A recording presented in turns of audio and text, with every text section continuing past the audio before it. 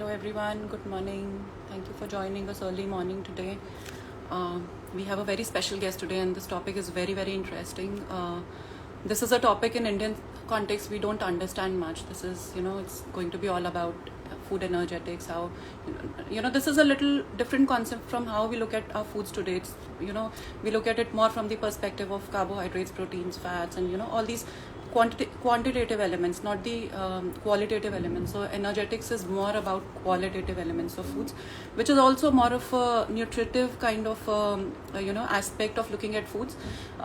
It's not something that you immediately start grasping all these concepts of energy from the food perspective. It's more of practical experience with foods, having your experience in terms of how do you feel when you have specific kinds of food. So the science is more of on the intuitive side, but we have a very special guest today, Kimberly, who will be talking about this concept, and she is an expert into it. Like, I'm quite excited to have her there. I think she's there. I'll let her in and then we'll start.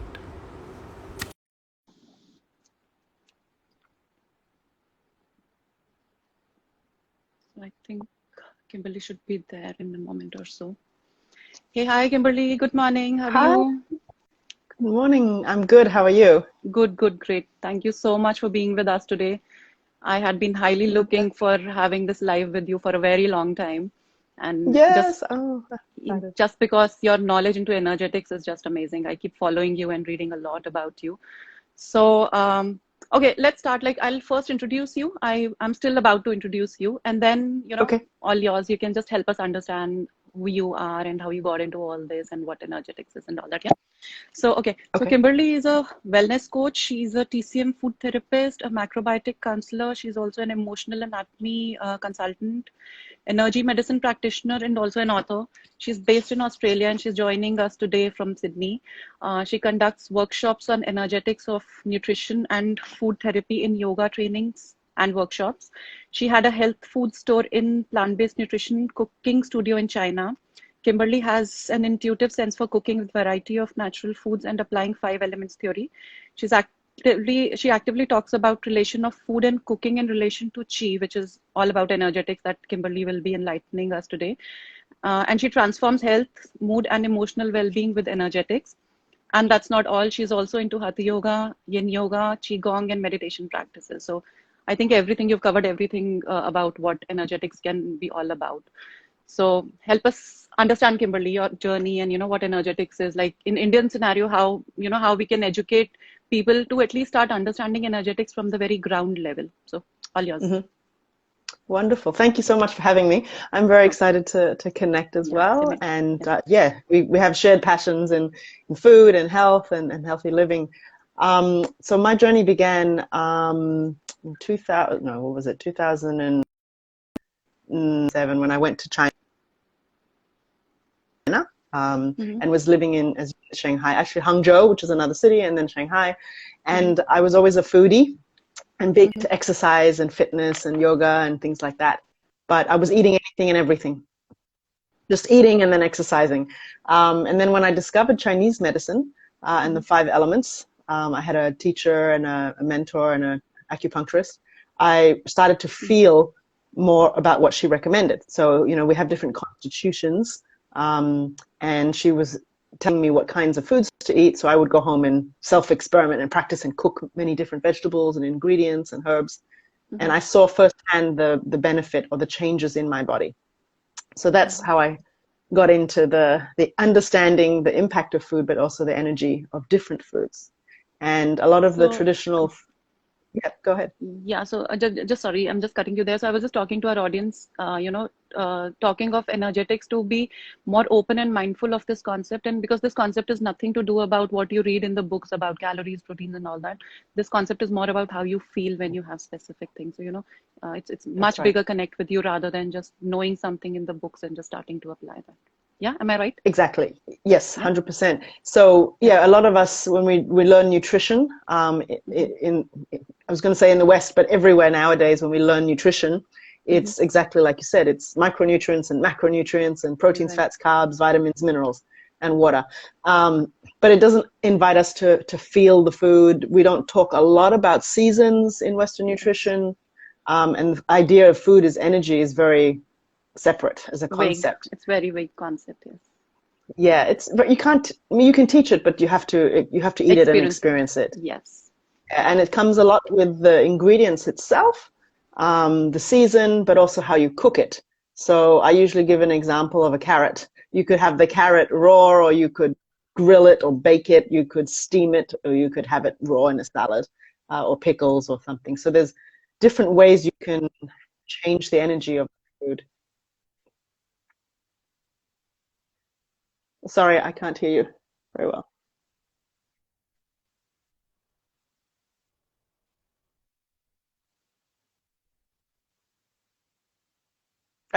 Yeah, I can hear you. Yep.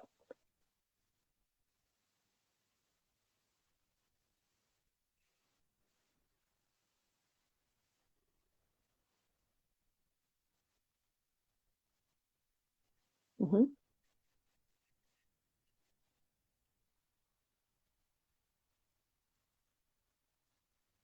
We directly relate to it. Before I hand it over, this has been my Hmm. personal experience also, because when I started macrobiotics, and then before that I had been doing certain diets, and had been very uh, okay. I think there are some issues with my I audio. can't hear Am you I very well. okay? Okay. Let me just see if there is anything. It just cuts a little bit. Hello, is it okay? Yep. Yep. I can hear you fine. It just cuts a little bit sometimes. Okay. That's better. So Thank you. yeah, that's better. Okay. Yep. So the experiences that I had, like, what I had been doing as per the modern nutrition initially, and then when I got into energetics, within 1 year, I saw drastic changes happening to me, not just at the physical level, but mind changing, emotions changing, which generally you do not experience with the way how the modern nutrition works. Hmm. But this was, again, I said, what I experienced was more of a feeler concept rather than a gross concept. Yeah. So, but since I could understand, because I could feel it, but for somebody who is still to yet to start with this concept, what would you, Hmm. how would you explain this concept to them? How can they actually get to understand in daily life, what energetics is?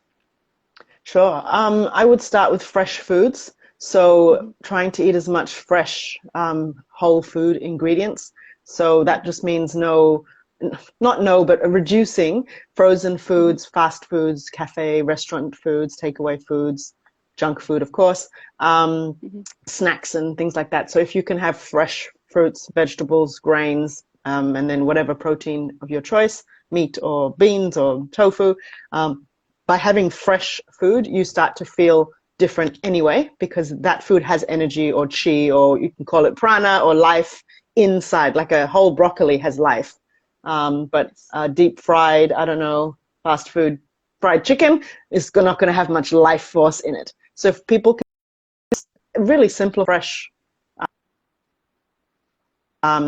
that's got energy in it, and we can just use the word energy. We don't have to say chi. We don't have to say, in Japanese it's ki, or in prana, in India it's Yeah. prana. So In just India, think of, prana, oh, yes. food has life in it when it's Yeah. fresh. Obviously, freshly picked is even best. If you grow your own food or herbs, a little pot of something, it's even better. Then you can start to feel the freshness of food. So that would be the first step. Um, Moving away from processed food, packaged food. And as you said, when you start to feel the energy of food, that will happen when you move to more fresh foods. If you're already Right. eating fresh foods and you're watching this and you're pretty healthy already, then the next step I would suggest would be just experimenting different ways of cooking your food. Um, and it doesn't matter if you're vegetarian or a meat eater or a pescatarian, we can see it most with vegetables. So if you start adding more variety in your vegetables and just experimenting different ways to cook, your sweet potato or your beans or your rice, just and being really mindful of how you feel afterwards. So I know in India you have a lot of millet, and I'm quite jealous because you have many different colors of millet and rice and basmati rice and beautiful Yes. grains. We So have a lot of a lot of variety. people Yeah. a lot of people eat very narrow and they don't explore. So Mhm. we can start to explore different, just basic ingredients, day to day, Mhm. daily foods, but whole and fresh. And so I would go with, and it's based a lot on macrobiotics, but grains, whole grains, vegetables, a little bit of fruit, and then, as I said, any protein, and just try and get more variety of fresh foods. Grains aren't fresh necessarily, but they're whole foods, so we'll include the millet, brown rice, basmati rice, things like that. So that would be my first step, and starting to feel in the body, when I'm shifting to healthier food, fresh food. And then the next thing would be seasonal, because there's different energies in food, fresh food, in different seasons, which is what nature intended, and we should be eating them in season, not out of season, and that gives you a different energy as well. Right. So I guess one thing you very rightly pointed, this is what I keep talking to our audience also, that, when we look at foods from the modern perspective, we just go crazy about this many protein, this much protein this food has, or these, this food has this many calories, and let me cut down on that. One, of course, we don't understand energetics, but the other part is we also don't understand cooking techniques. That is equally important, because the entire energy you can change with the way you cook your foods, right? Yep. So this is, again, I think, a very big gap in how, how in modern ways we look at our foods today. Is it the same scenario in Western, culture also?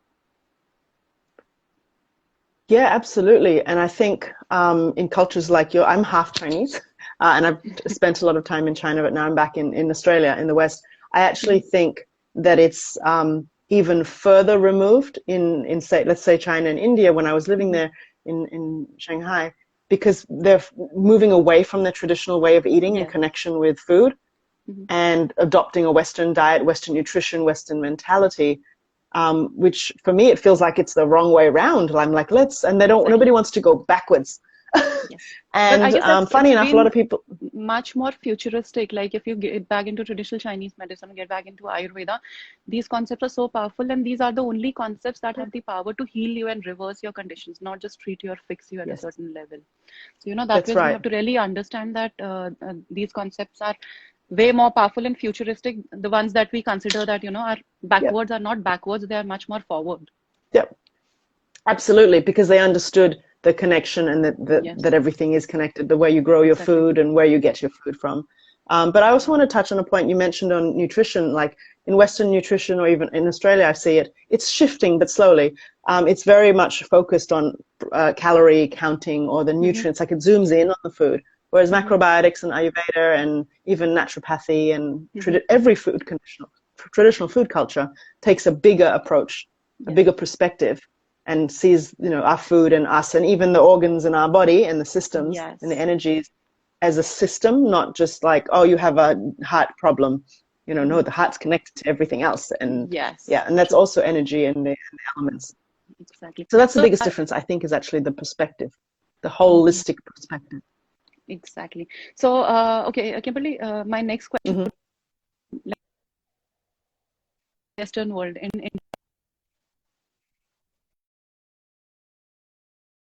macrobiotics is considered to be the beauty diet. All these, as far as I know, a lot of celebs are also, have started adopting these ancient practices, like, macrobiotic diet, like Madonna, I guess, was onto a macrobiotic diet, and various other, and that had also been one of their reasons for keeping with their energy levels and the way they look and feel.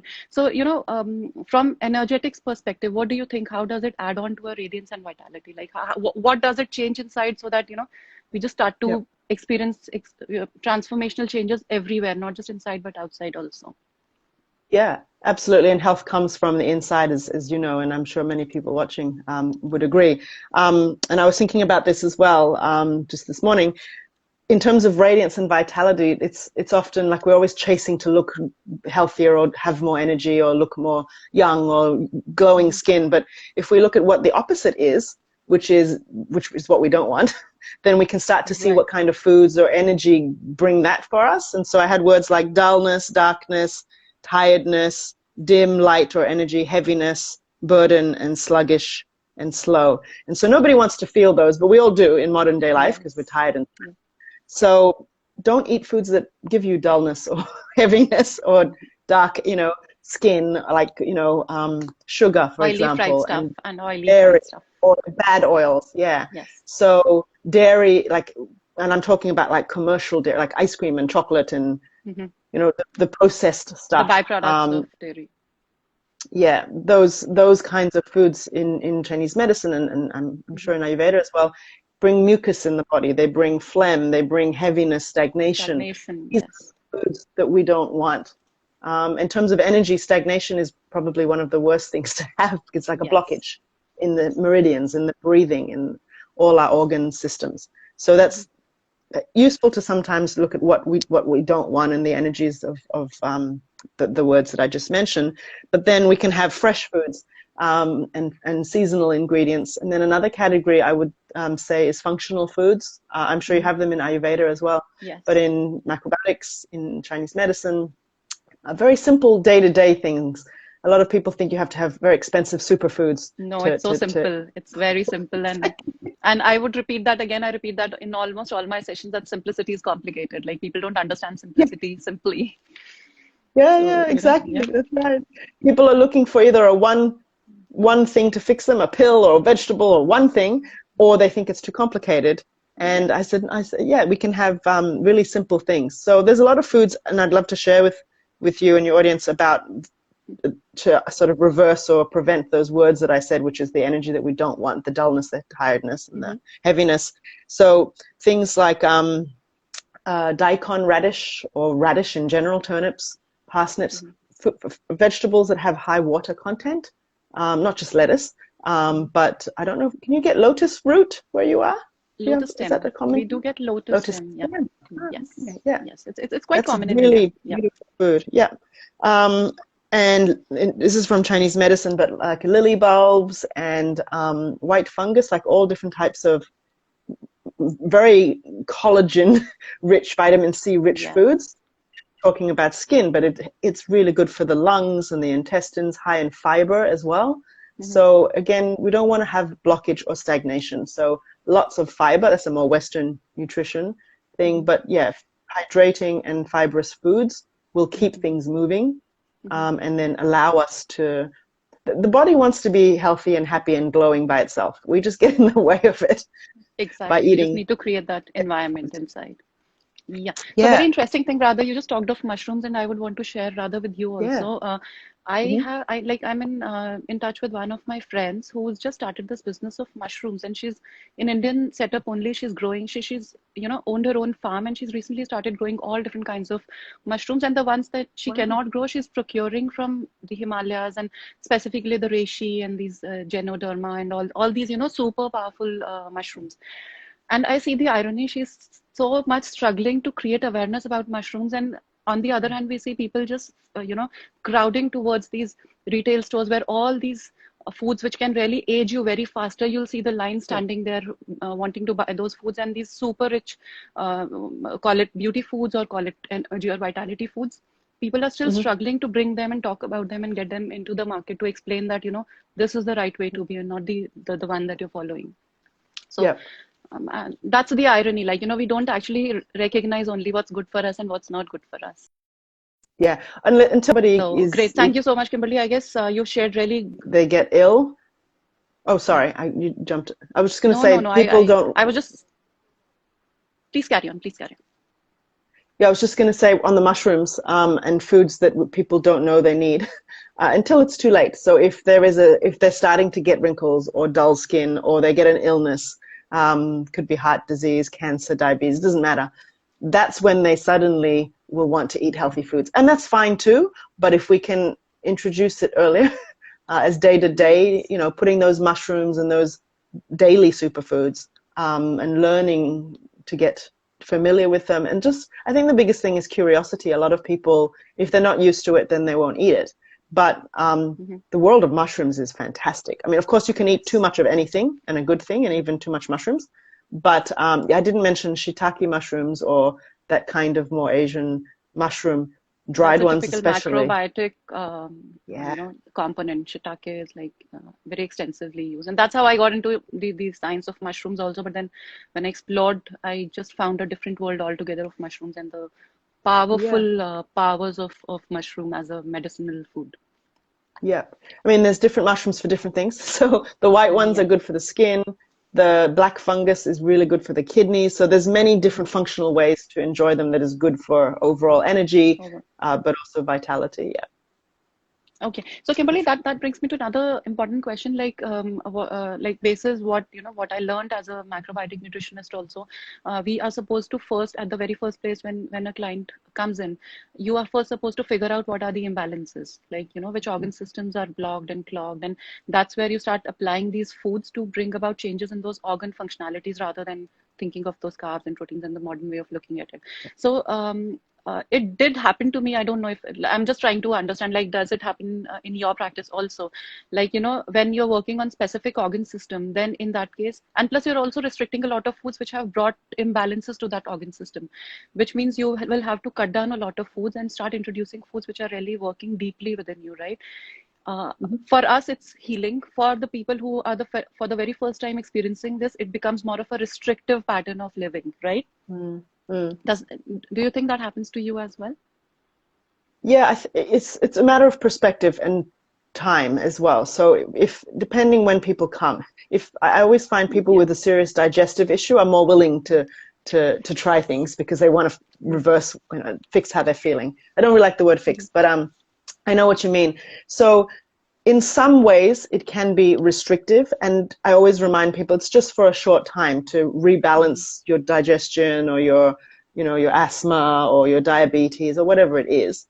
And then once you start to incorporate those ingredients, your new ingredients, you can go back to, the way you lived. And I think a myth behind things like macrobiotics or even Ayurveda or Chinese medicine is because it's quite new to people, because they're brought up in a Western food culture or modern food culture. And the idea of having roots and herbs and radish and mushroom, like it's brown rice, it's like, I don't know what that is. I can understand, yeah. But once they try it, and the biggest thing is once the body feels the difference and they see the change, then they go, oh, I don't want to eat so much white rice or white flour because, brown rice, black rice, red rice tastes better.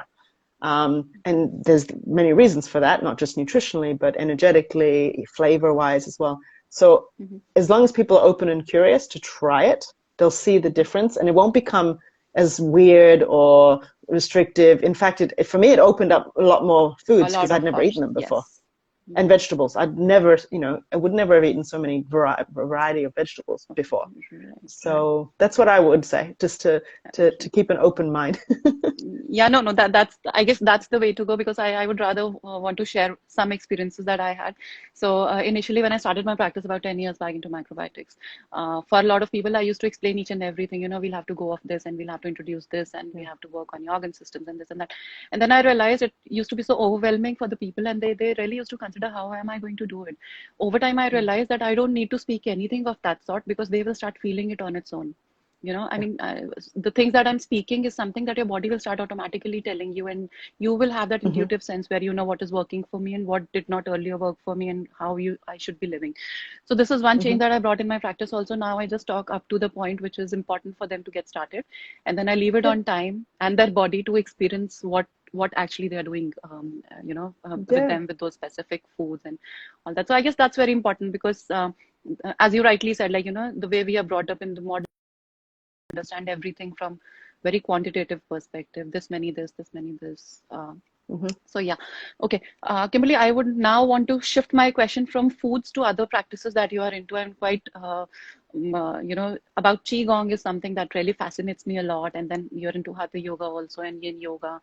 How does Qi get impacted by all these other practices that you are into? And how does it actually come together along with the foods to bring about those transformational changes for radiance and vitality that we are just talking about? So just enlighten us on that. Great question. There's a few words that come to mind, but if we start to I don't want to separate them, because Qigong and yoga and all types of yoga bring about movement and flow in the body. And there's many different levels of energy, right? So we'll just talk about the physical body for today. The emotional body, the energetic body, the spiritual body, it's all going to be affected. But I find that a lot of people, especially in yoga and wellness, actually need to come back to the physical body, the one that we can touch and see, because it's very easy to go up and meditate and feel happy and light, but you still have to deal with your body. So Qigong, yoga, Those more dynamic styles of movement just literally bring movement and openness in the body, in the cells, the muscles, the tissue, the joints. So that's really important. A lot of us are sitting a lot, myself included, sitting too much. We're not moving the energy through the body. So it's like exercise or fitness, let's say.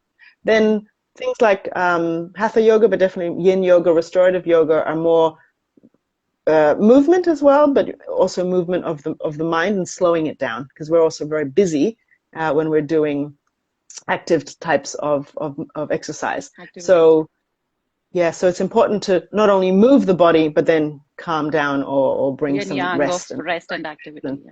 Yeah, exactly. A lot of us are too yang, and we think, oh, we've got to do 4 hours of yoga, and I have to do like Ashtanga yoga, and I have to be like sweating, and I'm like, well, some people just need to breathe. That's the modern scenario. This is what is happening. Like, I do get some clients like, I'm not able to lose weight because I'm doing 2 hours of gymming. I'm doing 3 hours of gymming, 1.5 in the morning, 1.5 in the evening. I really have to cancel them. Yeah. And it's not easy because, these concepts are so ingrained in their mind that the more we exercise, the more the results are going to be. So we don't focus on that rest and relaxation concept at all. It's just the activity, like, more of the yang side of who we are.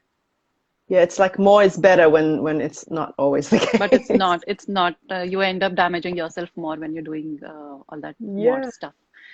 That's right. So, yeah. So, Kimberly, I will have an open question now, and I will also open the platform for our audience to ask any questions. Sure. In the meantime, I have one question for you. What would you, apart from whatever we've discussed, is there anything else that you would want to add on to this entire concept that you're talking about, chi and energy and radiance, vitality, and inside out, like how everything comes together? Something that I haven't asked, but still you think is important for everybody to know. We haven't. I mean, it's a very short chat and just to say hello, but and introduce the idea of energy in food and everything around us. But the fundamental principle of Chinese medicine, but also macrobiotics, is the 5 elements. So we don't have time to go into it, but I want to just bring to awareness for people to look into what are the 5 elements. What do they mean? What are the different layers of them in terms of the season, in terms of the personality, in terms of what that means for my energy, and also there's one cycle for the day. So making sure like the springtime of the day is the morning and you have enough energy there, but also calming down at the end of the cycle of the day in the water element and just relaxing. So just start to get curious about that, because it really helps understand how energy works, and then you can apply it to food. With you or with me, we could. I know. That's what we do, help people with. So that's what I would suggest. Just get curious about it. Yeah. So, Kimberly, that also gives me, just, a question just came up with me. For a lot of people, I think diet still gets sorted out, and exercise also to some extent gets sorted out. Sleep is one area that doesn't get sorted out with a lot of people, because even if you try explaining what is the role of sleep when it comes to you as a whole, everything, like probably any health condition that you're suffering from has some connection with the sleep. How severe or minor actually depends, how you are treating your sleep. And specifically during these pandemic times, sleeping in time is something that's actually has been taken very for granted. Like, with all that time in hand, people are actually slipping off late in their beds and waking up late, even though they are trying to follow good dietary patterns. Yeah. But sleep is something that's been taken for granted. So from Chi perspective, what would you have to say for the sleep thing and its importance when it comes to? Yeah. So yes. So sleep is really key as part of restoring your energy. And as I said, the topic of Chi or energy is a big one in macrobiotics and Chinese medicine. And there's many different types and layers of Chi, and I won't necessarily go there today. But if we don't rest, we don't have energy. That's a simple fact. We know that in the West as well. In the 5 element theory, there's also a cycle of the day. So if we aren't sleeping well at night, it's definitely affected by what you've done and eaten and activities you've performed during the day or every day. There's also a really key point is to try and sleep before 11 p.m. For me, it's fine, but for some people, it's very hard. because, like you said, they're busy, especially with social media or the news or Right. movies or Netflix. But it's really, really key, and that's because the liver and the gallbladder are resting, cleansing, rebooting between 11 and 1 and 1 till 11 and 1 and 1 till 3. So it's very important to sleep before 11, and that's what like every Chinese doctor, every acupuncturist, every macrobiotic person will tell you. Yeah. Yes. Just to sleep by 11. That's like the simplest thing I can explain and share, Yeah. but it's really important so that the rest of the day and the month and the year you're living in the patterns of nature and the cycles of yeah, you know, the sun. So I mean, do if you can we, sleep at 9 10, it's even better. yeah. So do we say that that time between somewhere around 11 when the liver and gallbladder is active and just cleansing you inside is also the time when that is the key time when your body is regenerating the energy for you. Like if you miss on to that Yeah. time of sleep, in that case, you've missed on to regenerating your energy. That's right. So if you sleep at midnight or 2 a.m., then the next day you'll feel the after effect of it. Your liver, over time, and people who do this every day, the function of the liver will be compromised for sure. It won't be And able to then when detox. And Right. And then when it is about liver, it is about your whole health, whether it be diabetes or obesity or any yeah, health condition that we can think about. And your radiance also, like, you start to look very dull and it reflects everywhere in your persona, right? yeah. And the liver is connected with the eyes. So if we want to Yeah, have vitality and radiance, it comes from how bright we see the world and how our eyes are glowing or exactly, not. So Jane. absolutely. Exactly. So such subtle concepts, like, we don't actually relate to. For Yeah, eyes, it's just an eye doctor for us, but it's so much at the back yeah, of it, like, organ systems working and that energy working and all that. Nice. yeah. Great. So I think I will again ask people if they have any questions, or else I think we are done with the session. If there is anything else, Kimberly, you would want to add on till the time we'll be there for 2 minutes. Let's see Um, if there are any questions. Yeah, sure. You see if there's any other questions. The only Yeah. other thing, I mean, I was just brainstorming some notes as well before, Mm-hmm. would be in terms of the 5 elements, is the last thing I would share is that there's 5 flavors as well. And of course, Yeah, there's many different 30. flavors. It's the same It's concept very in Ayurveda important. also. Yeah, Yeah, yeah, it's the same thing. And exactly. the So, beauty of this, sorry, I'm just cutting you there, but I guess this is yeah, important. no. So like, I started macrobiotics and I got into TCM, started TCM, and then now I'm more into Ayurveda. And one awareness that came up was that so beautiful to see, like, Ayurveda happened in India. TCM, macrobiotics is a far off land modality that happened in China and Japan, and years back when there was no Yeah. connectivity in the two cultures. Still, if you look Mm-hmm. deeper into what are the concepts basis which they came up with, these concepts are all based on balance, whether it is Ayurveda, Mm-hmm. whether it is yoga. The terminology is different. Like, in TCM, the Yeah. terminology is yin yang in balance. In Ayurveda, it is vata, pitta, kapha. But it's the Mm-hmm. concept of balance only which is playing around, and how you understand it, these modalities understood it in a different way, but then everything boils Mm. down to balance. So which also brings us Absolutely. to a concept: overdoing anything is something that's not going to work for you, whether it is over exercising, getting over into some Mm-hmm. specific kinds of foods, and knowing your body Mm-hmm. and then applying foods and exercise. I guess that's the key to balance and health and radiance vitality that we're talking about, right? Absolutely. Yeah. And my tagline is balancing life energies, actually. Yes, Um, because your it's work all is about everything is amazing. Yes. energy.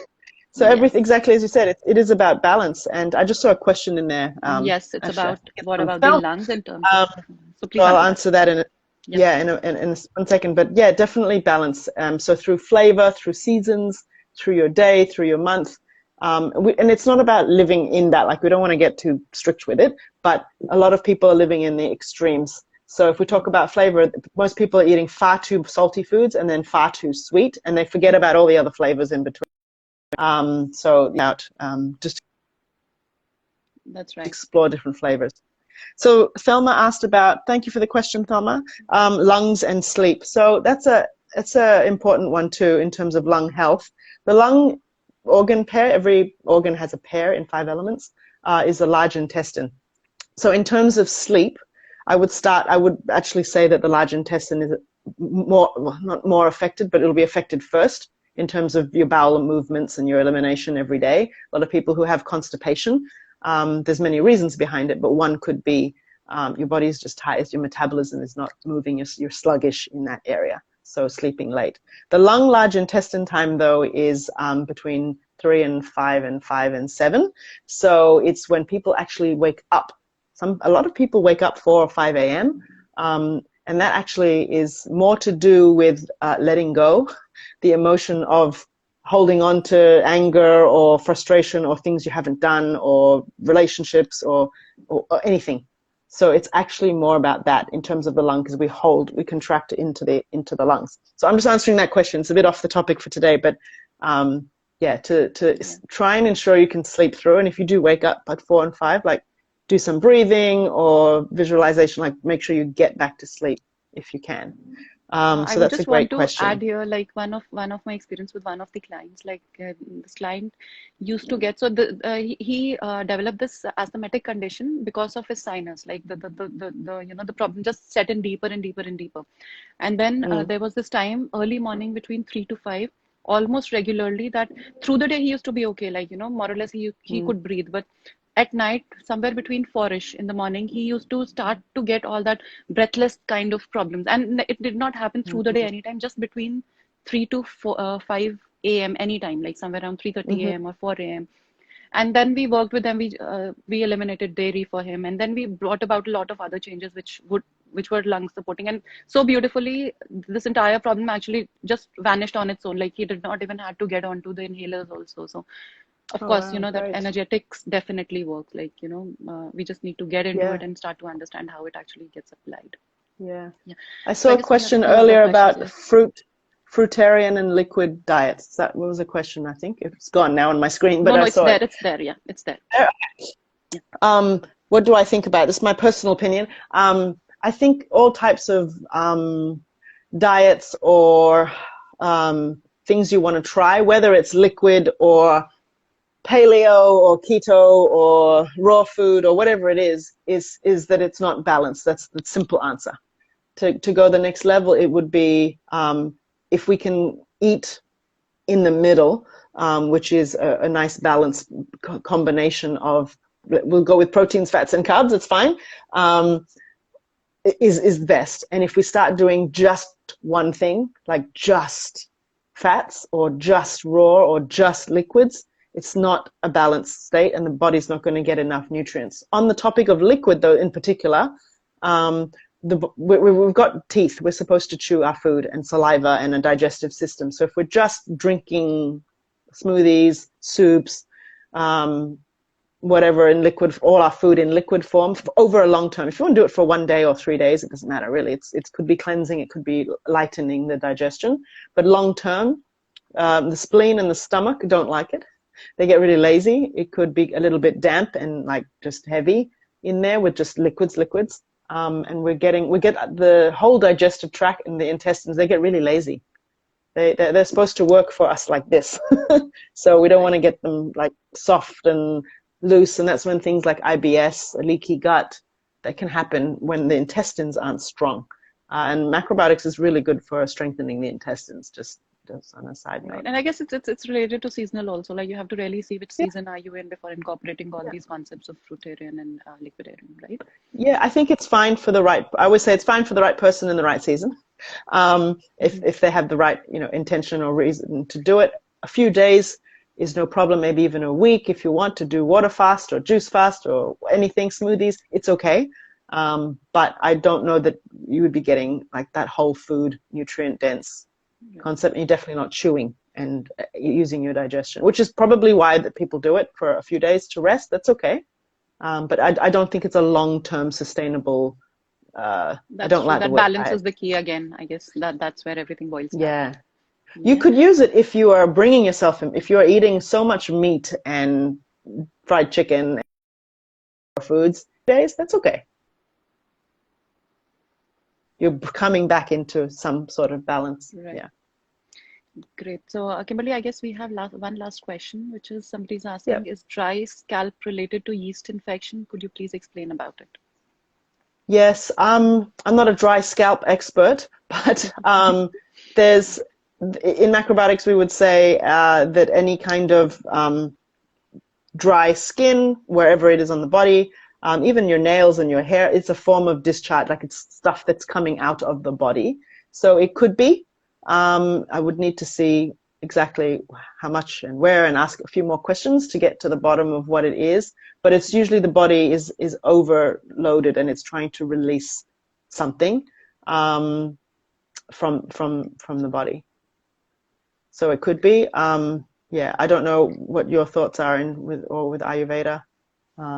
No, I guess it's the bottom line concept again is the same that so it could be one which age you are in, like, you know, if it is a perimenopause stage, in that case, you know, things automatically start to get a lot of drier for you. Your body starts to get drier, and what Ayurveda says is that this is the Vata time for you, like you are more getting into the dry phase.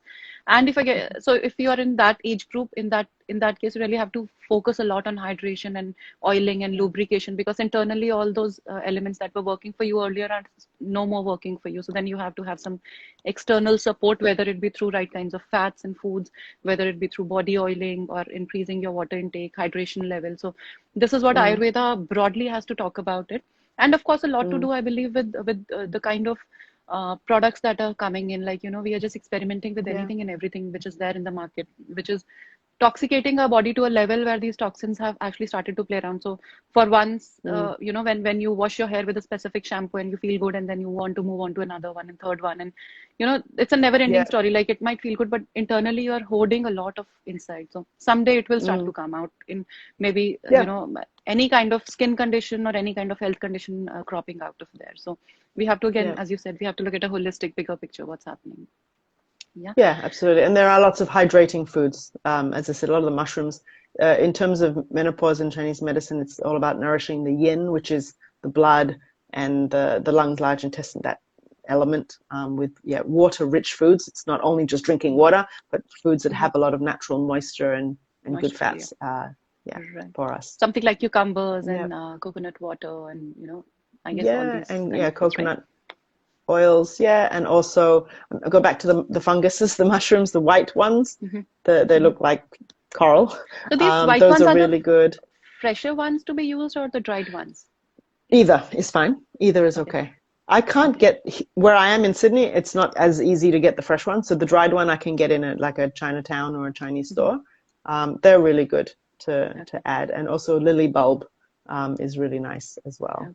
So I think I really need to start value my friend a lot, who's actually, you know, taken all these pains to start her own farm and really start talking about all these different kinds of mushrooms.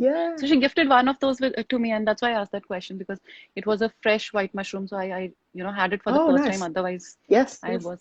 And she's doing, so they're maintaining this white mushroom on a regular basis, done in a fresh form only. So they've created that setup. So yeah, I guess good foods, and we really need to value the people who are coming up with such concepts, like, you know, medicinal foods in there. Yeah. Great. So, definitely. Okay. So great, Kimberly. I guess we had a really nice session with you. I think we will wind up the session. But before I wind up, people, whosoever is listening to us, please go and check out Kimberly's website and her Instagram link. So Kimberly, if you could just give a shout out about where people can find you, and then just follow you, because you're doing really good stuff in energetics. Oh, thank you. And I also love what you do with glowing health as well. It's such a wonderful concept. Yeah, thank you. So Chi Food Therapy. So Chi is just QI, food therapy. You could just drop it in the comment. I guess that would help people to find you. Yeah, sure. And then it's also the same it's just chifoodtherapy.com. So that's Instagram, Chi Food Therapy, and then chifoodtherapy.com. It's very green. I have a logo. My logo is an artichoke, and that's a whole other topic. But just check out her website. I was just going through it yesterday. Vegetable. It's beautiful.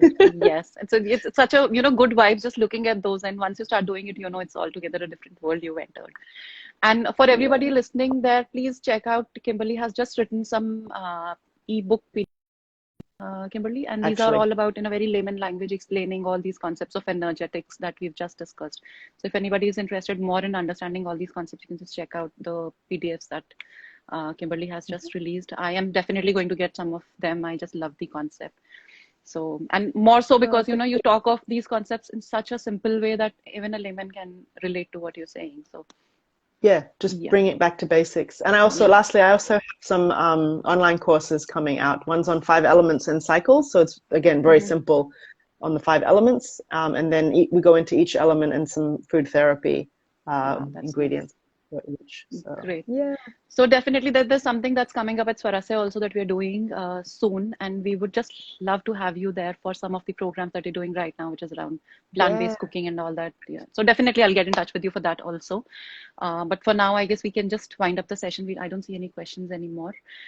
Thank you so much, Kimberly, for being with us. It was really an Thank informative, nice you. session, and I will definitely be connected for a lot of other things, specifically from the energetics perspective. So I think we can wind up the session now.